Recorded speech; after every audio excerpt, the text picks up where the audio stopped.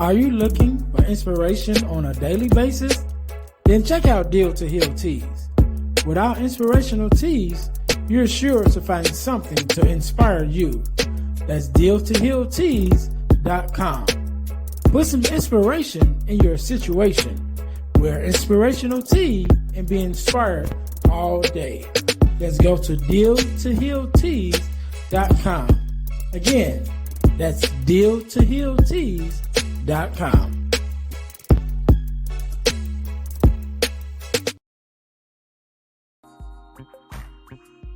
Hey guys, if you're enjoying this podcast, then I know you'll enjoy the Girl Dad Discussion podcast. I'm your host, Ernest James, and I believe the relationship between a daughter and her father is one of the most important relationships a young lady can have. And therefore, my mission is to promote the daddy-daughter relationship by sharing the voices of girl dads to the world. So check out our podcast on every platform where podcasts can be listened to. And if you want to watch the podcast, check us out on our YouTube channel. Again, that's the Girl Dad Discussions podcast with your host, Ernest James. Hey guys, this is Ernest James, host of the Deal to Heal with E. James podcast. And I got a question to ask you. Could you buy me a cheeseburger? Better yet, could you buy me a value meal? Yes? Well, guess what? I don't need a value meal. However, for the cost of a value meal, you can support this podcast to keep us on the air. Just go to Patreon/Deal to Heal podcast and choose any one of the 3 tiers that's available. And if you just want to make a one-time donation, go to Cash App and make a donation to $EJames, the number 418. Make a one-time donation to the Cash App, or again, go to Patreon to support this podcast and keep us on the air. Thanks in advance. Be blessed.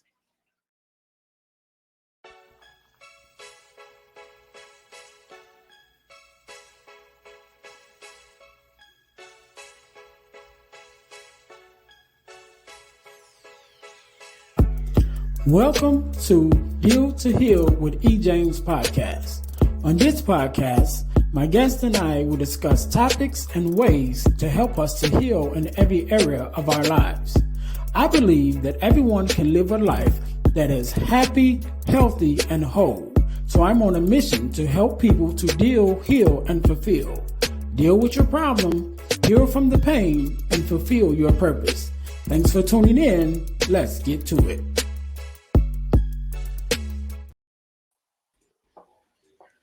Welcome to the Deal to Heal with E. James podcast. I'm your host, Ernest James, and I believe that everyone can and should live a life that is whole, healed, and healthy. And therefore, I'm on a mission to help people to deal, to heal, and to fulfill, to deal with your problems, to heal from the pain, and to fulfill your purpose. Thank you guys once again for tuning in to the Deal to Heal with E. James podcast. If you haven't already, make sure that you guys listen, like, subscribe, and share to our podcast on all of your podcast listening platforms. Also, make sure you subscribe to our new YouTube channel, the Deal to Heal Podcasting Network. We changed our YouTube page from just our own podcasting page to a podcasting network page. And you also find there 2 podcasts that is already up and running.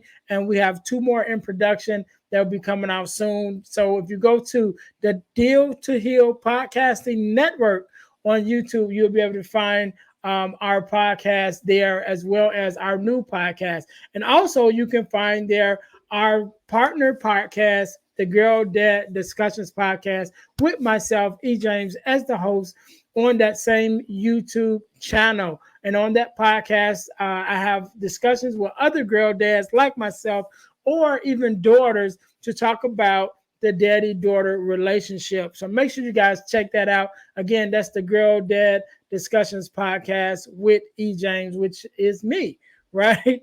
So also, I'm going to tell you guys how you can win $100 from the podcast, but you have to stay until the end of the episode in order to get that information.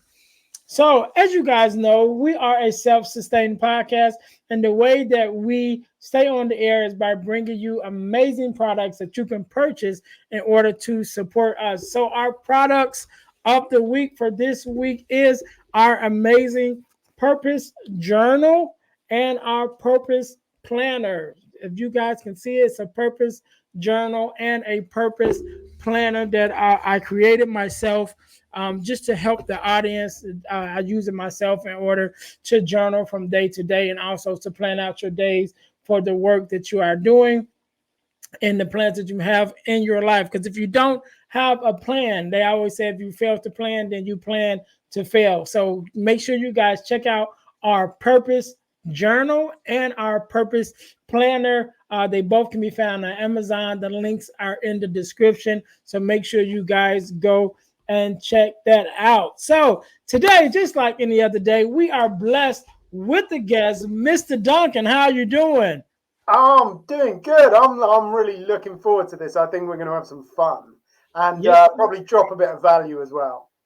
All right, all right. Yes, sir. Yes, sir. I believe we will. First of all, let me say thank you for being on, because you could have been doing anything else with anyone else, but you're here with me and my listeners, and I definitely appreciate it. So, Duncan, we're going to jump right on into it. Do me a favor, introduce yourself to my listeners. Tell us who you are and a little bit about what you do. So who am I? I mean, that's not a big question or anything to kick it off. Yeah, so my name's Duncan. I live just outside Oxford in the United Kingdom. I have one amazing wife, one female child, one little daughter who keeps me on my toes. I've got a couple of bonsai trees. I like inline skating. I do this weird British thing called Morris dancing. And in my spare time, I work with people, and sometimes they sort of come to me and they think that I'm going to help them to stop drinking, but that's not really what I do. What I do is I help people to start living. Mm. I like it. I like it. And we're definitely going to get into that conversation. But before we do that, one of the things that you mentioned is that you are a girl dad. So whenever I have a girl dad on the show, I ask them two questions. And so my very first question is, what does it mean to you to be a girl dad? And what is something that your daughter has taught you? Yeah, I mean, as I only have a daughter, I'm not sure whether I can separate it out from what it's like to be a parent. But for me, it was absolutely massive. It was genuinely life changing. So I we might get into why I started drinking, but needless to say, I was drinking quite a lot. And my wife and I, we would sort of we decided that we wanted to start a family, and that's something that I've always wanted to do. And in the back of my mind, there was this kind of little voice that was saying that this is not really going to go very well if you're drinking heavily and having Mhm. a kid. It's not really going to kind of work itself out. But as all great drinkers do, I just kind of told that little voice to shut up, and we did the kind of like starting a family thing, and that was kind of fun because that is the fun bit of parenthood, isn't it? And it was going really really well until my wife had a miscarriage, and it all went horribly wrong. I mean, it was really hard for her, physically, emotionally, mentally, psychologically. It took a massive toll on her. But I think what's even worse was that I just wasn't there for her. My default way of dealing with stress was to just pour myself a drink and disappear into the bottle. And, that never really worked that well throughout my life. But, at that moment, it was absolutely the worst thing that I could do. I left my wife on her own when she really, really needed me. And I never stared into the mirror at 4 a.m. and had one of those moodily lit moments like they always have in the autobiography. It never really happens like that. But there was a couple of months in my life where I think, it was kind of balanced on this edge. I never really vocalized the question, but I now see it as I spent that time really deciding, what is it do I want from my life? What do I want most? Do I want another drink, or do I want to start a family? And the good news is that I made the right decision. And almost 9 months to the day after I stopped drinking, my daughter was born. So, you know, I mean, that was, I'd say it's always such a special experience, isn't it? But for me, it was, it's so tied up with, my kind of rebirth into this new life that I have managed to create for myself over the last 9 or so years that, it's just about the most special thing. And I guess what she teaches me every single day is just, that joy, that just, it's just happiness. She is so pleased to be doing stuff. She Mm, discovers new things every day, and it's just that joy and that wonder, and helping me realize that I might have been knocking around for a little bit longer, but there is still an awful lot of stuff I don't know, and I can take joy in finding that out, and I can take the wonder, and I can be curious, and I can still, you know, actually, honestly, now I have discovered the true meaning of the word play, and yeah. I think she's really helped me become an adult. And I know that sounds kind of weird, but I think one of the true definitions of adulthood is learning to get over yourself and actually just play and actually just return to that kind of naive childlike joy. So yeah, she is the greatest guru I have ever met. Amazing, amazing. All right, all right. So Duncan, let's jump into this conversation. And I like to have the conversations about drinking because I'm not a drinker, right? But my dad struggled with alcohol most of my life, when I was younger. And he was blessed to be able to kick the habit, the last couple of years, especially, I would say the last 7 or 8 years before my mom passed away, he was clean, and then they were able to kind of, like you said, kind of go back to those days of just, joy. And I remember going to his apartment and he had the photo albums sitting on the table. And I opened them up and I'm flipping through them and I got all these pictures that him and my mom went to all of these places. I'm like, when did you guys do all this? But they did it like within the last 7 years when he was clean, where he was just there and available and they was able to travel and stuff. So my journey, even with drinking, was a reflection of my dad. And then how they have the stories sometime of you when you have that example, it can go two ways, right? And so like me and my brother kind of lived that example where I looked at my dad and was like, all right, alcohol, I'm not even touching it. You know what I mean? And my brother was on the other hand, was like, oh, okay, I think I'll try it. You know what I'm saying? So it was kind of those two dynamics. But my dad, like I said, my dad struggled with alcoholism, and drinking a long time. He was functional, most of that time, but it still had its highs and lows. And I know some of his thing was around depression and other things that because of his life experiences, of why he was going through that. But I always just find it, like when I talk to some people, especially younger people, and I was like, I always say, just don't even get into it, like drugs or alcohol. Just like leave it alone and learn to live your life, freely, And I always get the question, what's wrong with it? And I would say, but what's right with it? You're asking the wrong question. The question is what's right with it? Is it really enhancing your life, or are you using it as a crutch to get away from your life? So if you're using it to get away from your actual life, then maybe you should work on your life. You know what I'm saying? So in your own experience, I know, again, you have those two dynamics. Like you have the terrible stories. It's like, oh yeah, this guy who just couldn't even function, and then you have those that maybe heavy drinkers, but they can function. Like on those different extremes, and then you have those people in the middle that's kind of like, well, what's wrong with it? And so just from your experience, what would you say is probably some of the harms that even just not even recognizing the strength or effect that alcohol or drinking can have on your life. Yeah, I think that's a really, really interesting question. And I think that one of the things that we're really bad at judging, not just you and me, I mean humanity in general, Hmm. is we're pretty bad at measuring gradual change. If something happens like big, all of a sudden, huge change, we notice it. But if it happens gradually over years and years and years, we just don't notice it.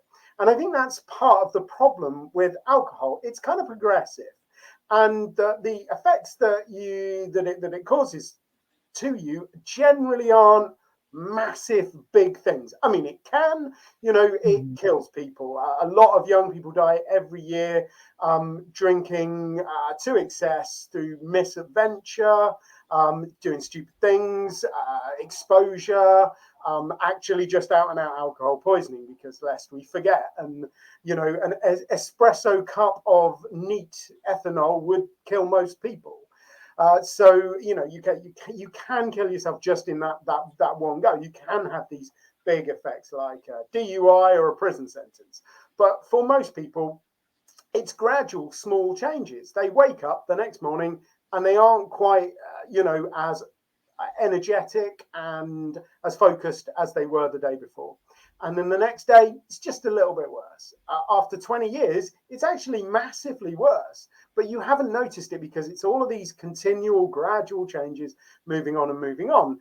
If you went from the way you felt at, say, 15 when you started drinking to the way you felt at 35 after 20 years of even moderate drinking, that difference is so huge that if you had that like overnight, you would be like, oh my God, I need to see the doctor. Something is seriously wrong. But because it happens to gradually, most people don't notice the way it slowly erodes your strength, your courage, your confidence, your energy, your focus, your sense of calm, your peace, all of these things. And, there is masses of scientific evidence to support all of those statements. In fact, there's an increasing body of scientific evidence that's showing that even drinking at a relatively moderate rate has quite significant impacts. So, for example, 2 drinks is enough to increase your cortisol levels, which is the stress hormone, by about 18%, which is quite a lot. And, those 2 drinks are enough to reduce the quality of your sleep by about 24%. So, just 2 drinks is having a measurable and significant effect on you. But what do we put it down to? We're getting a bit older, aren't we? Stressful job. We blame anything other than the alcohol. And then, of course, when we get home from work, we're kind of stressed and we're kind of tired and we're kind of frazzled. We say, oh, well, I'll have a drink. That will calm me down. That will help me deal with the stress. And, you can get to the point where, it wears you down so much. It is the only thing in life that you think is providing you with anything positive.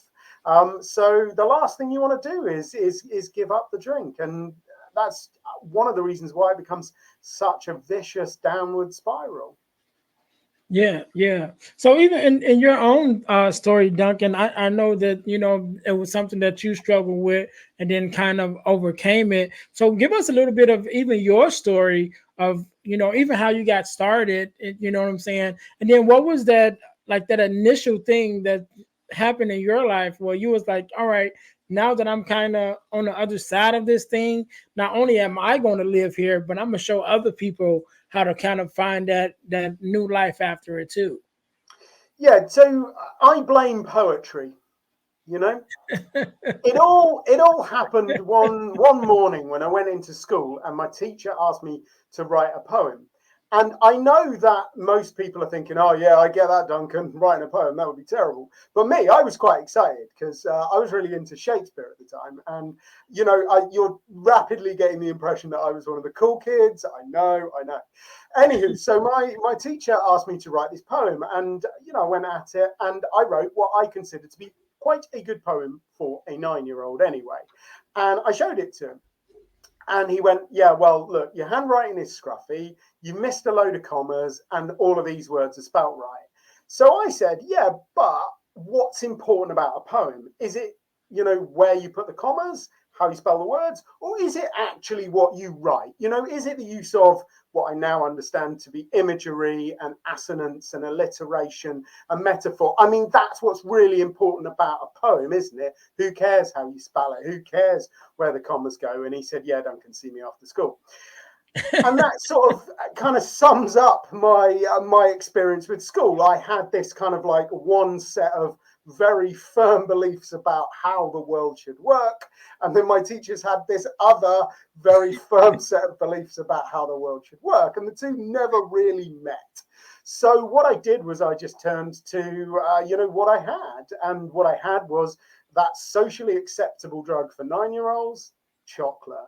And of course, the cookies and the chips and all of that. And, I look back on it now, and I don't know whether you would have diagnosed me as having an eating disorder, but I certainly had a very, very unhealthy relationship with food, which I kind of pushed to one side when I discovered alcohol and realized that was a much bigger hammer for that particular nail. So, I started drinking. I thought all of my Christmases had come at once. The social anxiety, got rid of that. Worries about talking to the girls, got rid of that. Even made me better looking. I think it did. Anyway, so it seemed like it was really filling in the holes in my personality. And it was just like, that was brilliant. So when I started off, it was all very social. I was drinking fairly small quantities with lots of people. But as time went on, the amount of people I was drinking with went down, and the quantities that I was drinking went up. And I took it to its logical conclusion where, I was sat on my own drinking a couple of bottles of wine every night, trying to ignore my wife, who was, heartbroken because she just had a miscarriage. And honestly, that was no fun. You mentioned this kind of idea of being a functional drinker. And, I absolutely was. I was a high functioning drinker. I was quite successful. If you looked at me, you'd have gone, well, yeah, Duncan's doing a great job for himself. And if you'd asked me, oh, God, would I have told you I was doing well, because I do talk a good game. And it really, it looked like it was all, sweetness and light, wine and roses, but I was miserable. At the end of the day, I was very, very unhappy because I definitely was nowhere near the fulfill bit of deal, heal, fulfill. I was not doing what I really wanted to do or what I should be doing. I mean, I had no idea what I wanted to do back then, but I knew what I was doing wasn't right. So I found a way to stop drinking, and that was massive. It changed my life completely, not just the having a daughter thing, which that genuinely changes your life, doesn't it? But I just I woke up in the morning and all of a sudden I just had more energy, and I could concentrate better, and I had more time. That was the thing that was really weird. I just seemed to have all of this time, and I could plow it into the kind of things that I was really interested in, that motivated me, that I enjoyed. And what I was doing at the time was kind of helping people to, replicate some of the success that I'd had, because I was quite successful in local government. And I was helping people to kind of replicate that success through coaching, training, speaking, writing, all of the kind of communication stuff. And that was great. I enjoyed that. I think I had a bit of an impact. I helped some people. I helped them to improve their communities, which is important work. I was enjoying it. But part of me kind of knew that if I was going to help people replicate my success, the one success I really wanted to help them replicate was getting the drinking under control, improving my life, improving my diet, improving my relationship with food, stopping smoking, all of that kind of stuff. And I was like, well, why am I not doing that? So that's when I started working with the Easy Way Clinics, which is the world's most successful stop smoking service. I trained there as a therapist, and that was good, but it wasn't really enough. Then I hit the books. I studied at Cornell University, the Chartered Management Institute, and a windowless room in Peterborough. And that was cool, but it wasn't really enough. So I started interviewing the sober superstars. I became completely obsessed with what helps people to stay sober. I started doing my own research projects, which was great, but it wasn't really enough. So now we do a lot of work with businesses, and that's great. Probably not really enough, though. I don't know what would be enough.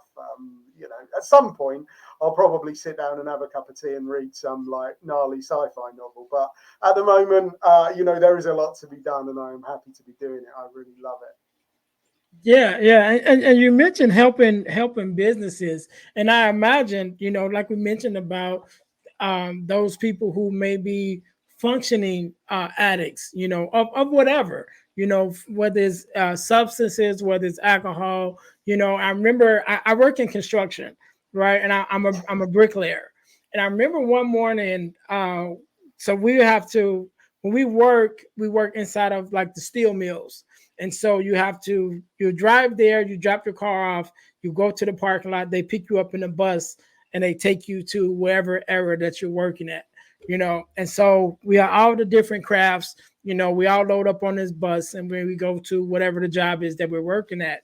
And so we're sitting there and, it's early in the morning, everybody's taking their time coming. And then there's this one guy and he's walking and you can see him like a mile away. Like this guy is high out of his mind. You know what I mean? And he's like walking. It's almost like a slow motion movie, when they just push slow motion, but he's walking and we're watching him and he's just like moving in slow motion. And we're like, that dude can't go on the job. You know what I mean? Like he can't go. We're working on the construction site. You know what I'm saying? Like anything can happen and he's already like half asleep while he's walking, and so of course that's like an extreme, everybody's not, that far, but, you mentioned of helping businesses and helping, those individuals that may be functioning, you know what I'm saying? But of course, if you're under any kind of influence, you definitely can't, give your all to your job. So what ways do you come in and kind of work with the businesses to even to help those businesses get their employees to kind of, wake up, or should I say? Yeah, I mean, I think it's very interesting that you mentioned the construction industry. The construction industry is one of the few industries that has been actually quite open, certainly in the UK, about getting to grips with the problem because Mhm. it's a little bit more severe. I mean, we talk about different things in different industries. When you talk about construction industries, you would talk about accidents at work because that's going to be a big thing. Because what would be the worst thing to mix alcohol and drugs would be anything that involves heavy machinery or Right. heavy things or ladders. That's also, Yeah. generally construction is a bad idea. And, certainly in the past, the construction industry has had a very, very severe problem. A lot of heavy drinking in the evenings and a lot of kind of like, well, how do we get through the day with that hangover? The coffee just ain't cutting it anymore. So you're finding a lot of cocaine creeping into building sites and things like that, which is, again, blurs your judgment. Not good to mix with heavy machinery. And the good news is that the construction industry in this country is getting that. It's starting to wake up to it. It's starting to see it genuinely as a health and safety problem. Now, most of the companies that I work with are in more kind of white collar sectors. So we tend to talk about different things and we tend to talk about productivity and we tend to talk about team morale and we tend to talk about recruitment and retention of the top talent. And because those are the problems that they're suffering from. A lot of people have this image that alcohol is really, that's a problem for people at the bottom of society. But the absolute reverse is true. The more you earn, the more you drink. Taken to its logical conclusion by 13.5% of the highest earners who drink basically every day. And there is no way that you can drink every day and not have a problem. Just there is no way to do that. So, a significant amount of people in senior executive positions have got drinking problems. And I think, a lot of companies now, they're wising up to the idea of well-being. And most big companies now do have well-being programs because they know, that they've got a moral obligation to look after their staff, but also, there's a bottom line interest in it. Happy staff productive staff, they stay, the cost of recruitment is less, the cost of recruitment is incredibly expensive. So keeping your staff there, keeping them happy, it's a massive plus. So a lot of organizations are doing that, but they're not really doing the alcohol awareness piece. And that's where we come in, because, you know, like, I love yoga. I've got a really big flask. You know, one of them big flasks that everyone fills with water every day and tries to drink 8 liters of water a day? Yeah, I got one of those. Love it. Fitness tracker. Great idea. Love them. But they aren't worth a damn if you're drinking. Like, honestly, you do as much yoga as you like, it's not going to make up for the fact that you're drinking every day. So we come in and we actually make people's wellbeing programs work, because we address some of the underlying issues of the wellbeing problems. You know, like, why are you not sleeping? You're not sleeping because alcohol is just about the worst thing you can do for your sleep. No amount of blackout blinds or reducing your blue light levels are going to help you. You've got to get to grips with the drinking. So that's what we do. We do that through education pieces. We work with a wide range of educators and speakers, some really amazing people who've, you know, got a handle on their drinking and gone on to do wonderful things, winning gold medals, climbing mountains, massive business success. So got a load of speakers who come in and do the motivational stuff, but we've also got a load of educators who do things around alcohol and performance, alcohol and emotional intelligence, alcohol and culture, alcohol and socializing, all of the good stuff. We also do a lot of, I would call it coaching. It's kind of like, we have a very robust diagnostic tool that we use.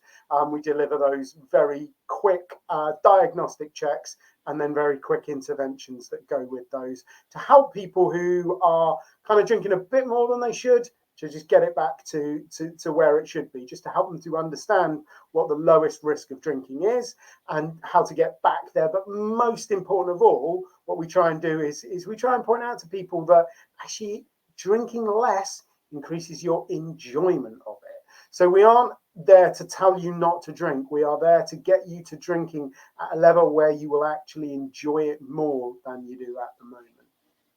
Yeah, yeah, yeah. And I think that's cool. And I know, and here, at least in our area, we have, being a union bricklayer, which I am, with our unions, we have a drug.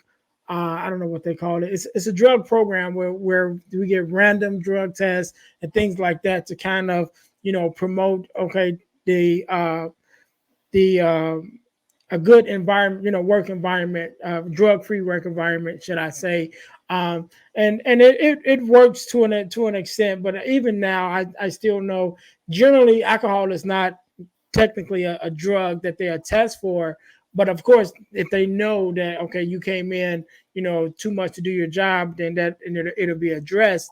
But they definitely do have a system now that is in place to, you know, promote the drug-free workplace. So I have a question, because even when I was listening to you tell your story, you know, I being starting so young, even with not the alcohol, but the chocolate, and then kind of, you know, going from there, from one extreme, I guess, one extreme to another, as you said. With your program, do you guys work with kids? Like, what is the youngest age that you work with, or is it just the adults? So the youngest person I worked with was about 16. Yeah, I think he was 15, 16. And yeah, so that I helped him to stop smoking, you know, 3 years before he was legally allowed to smoke. So yeah, you got to wonder about that. I mean, in general, no, I tend to focus on adults. I tend to work mostly with professionals. Um, that's not that I'm totally averse to working with anybody Mhm. else. It's just that's kind of my lane.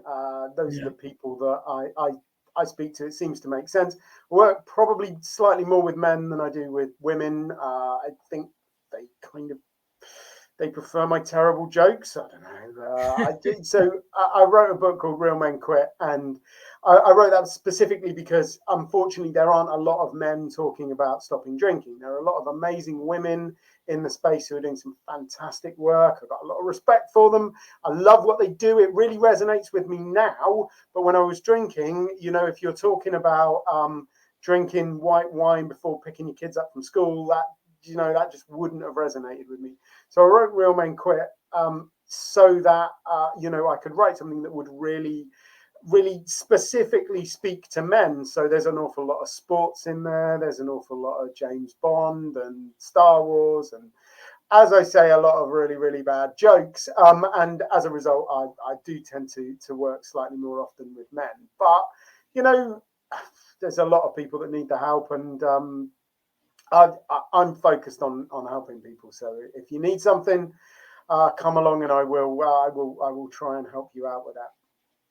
Yeah, yeah, and I think that's what's important is getting the help to those who are looking for it, for one, and then for just those who need it.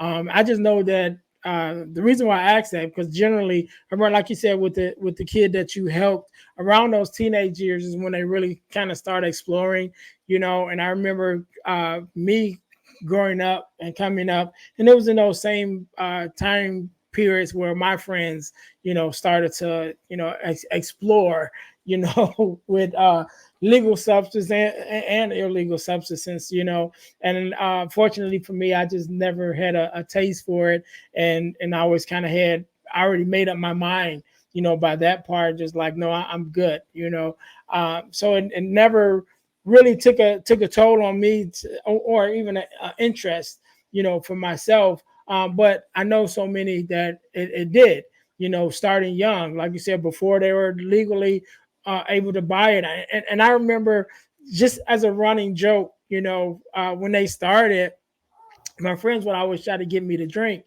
and I would say, no, I'm good. And they try to pressure me, drinking. So I said, okay, I'll tell you what, when I can legally go buy it myself, then I'll have a drink. And so that gave me a couple of years that they got them off my back. But the day I turned 21, the day I turned 21, they was like, all right, it's time to go. Yeah, but do you know, there's something really, really fundamentally important about that, which I think is one of the things that people don't really understand. That actually, the later you start drinking, the better, because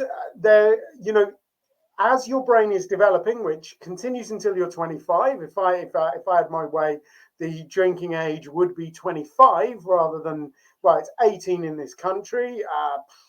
Which some people think means about 12, but it's 18 in this country, 21 in most of the US, isn't it? I think 21 is better, but of course 25 would be the ideal point, because your brain's completely developed by then. So actually putting intoxicants into your system then is very different from putting them in. And one of the things that massively correlates with problems with alcohol is repeated exposure at a young age. So I would say I started drinking when I was a teenager. That's not strictly speaking true. My parents allowed me to drink small amounts of alcohol from about 8 to 10, that sort of age. I was quite young. They give me a little bit of sweet sherry. They thought they were teaching me to drink responsibly. Part of that was true. They were teaching me to drink. And the more exposure you have at a young age, the more likely you are to develop a problem with it. So I think part of that is, an education piece. That's something that we should do more around the parents. I mean, there is so much that can be done for young people to help them through that. It is very difficult, though. There's quite a lot of research that comes out of like alcohol policy circles about programs designed to help young people.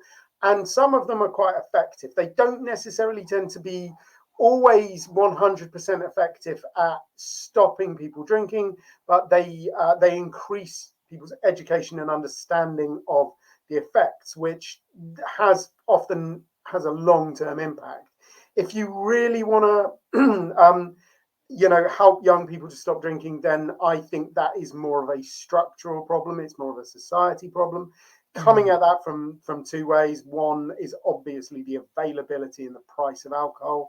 Alcohol is incredibly available and it's really, really cheap. A lot of people argue with me at this point. And, you know, I know the tax systems in the US, it varies from state to state, but in the UK, the way alcohol is taxed, it's taxed at a fixed price per barrel of beer. So if you're producing a barrel of beer, you pay a $20 tax on that barrel. And you've been paying a $20 tax on that barrel for like 30 years. You know, it literally has not gone up very much over that time. Which means, of course, it's effectively gone down. It's not, it's not a percentage. It's not in line with inflation or anything like that. The cost of the barrel of beer keeps going up, but the amount that's taxed keeps going down. So that helps make it cheaper in terms of the cost of living and all of that sort of stuff. So we really need to address the availability and the price of alcohol. And I think that's the best thing we can do to help young people. That's been pretty well established. There's a lot of research on that. The other thing that we can do is just, in general, try and help young people lead better lives, support the parents who are struggling. That is one of the things that would do so much to our society. I mean, the amount of childhood trauma that exists in the world, it's staggeringly huge. Yeah. It far outweighs any other problem in society. And, I include alcohol in that. I think alcohol is a big problem in society, but unprocessed childhood trauma is huge. And that's one of the things that we really need to invest in, programs that help vulnerable parents and vulnerable children, because those programs are so cost effective. They are among the most cost effective things you can do. They massively reduce expenditure on healthcare, on policing, on criminal justice, on all of those kind of things. So investing in our young people, I think is so important. All right, man, Duncan. We can probably go on forever. Yeah, I'm a bit like that. Sorry. No problem. So, I want you to have the last word, right? And I want you to, of course, leave us with your social media handles and places where we can our audience can find you in order to follow you and work with you if they're in your area. And also, I want you to leave us with a word of advice, inspiration, however you feel, something like that. And so I'll give you a couple of seconds to think about that. To my listeners, thank you guys for tuning in again to the Deal to Heal with E. James podcast. Make sure that you guys are following us at our websites. Check out our websites. Our main website, which is the dealhealfulfill.org website, is the main website, which gives you a general idea of everything that we have going on, the workshops, the online stuff, the ebooks. Everything is there. Also, you can go to find out how to have me to come out to be a speaker at one of your events, or even to host a workshop for you at your event. So that's the dealhealfulfill.org website. Also, check out our Inspirational Teas website with a deal, the number 2, healteas.com. That's deal to healteas.com. Put some inspiration in your situation. Wear an inspirational tee and be inspired all day. That is our tagline. Make sure you guys go to Deal to Heal Teas again to check out deal2healteas.com to check out our inspirational teas, as well as our podcast merch. We have our podcast t-shirts there. Also, you guys can check it out. And ebooks by ejames.com. Again, go to ebooks by ejames.com where you can check out our ebooks. We have several ebooks there. Even a one to teach you how to start your own podcast that is there. So you guys can check that out at ebooksbyejames.com. And if you like the ebooks, you can also join on the same website, become an affiliate of our ebooks, and you will receive 50% of every ebook that is sold using your affiliate link. So you guys go to ebooksbyejames.com and check that out. One of the things that I'm very happy about over the last year or so, I've had the opportunity to work with a program called the Forgiveness Mission. And what we do, we have free virtual workshops every quarter of the year talking about forgiveness, what it is, what it's not, what it means to forgive, forgiveness of ourselves, forgiveness of others, even forgiveness of the world. Just everything around forgiveness. And it's a free virtual workshop. You can take it on your phone, you can take it on your laptop. And whenever you're listening to this, either one just passed or one is coming up. So you guys can take part of that. Again, that's a free virtual workshop with the Forgiveness Mission. And you can go to forgivenessmission.com in order to sign up for our next workshop, or just go to Eventbrite and register by looking up Forgiveness Workshop by Forgiveness Mission. And you guys can check that out. Last but not least, I told you guys I would tell you how you could win $100 from the podcast. You can win $100 from the podcast by entering our super subscriber contest. What does that mean? You must first subscribe to our YouTube channel, to our Facebook page, and to our podcast on Spotify.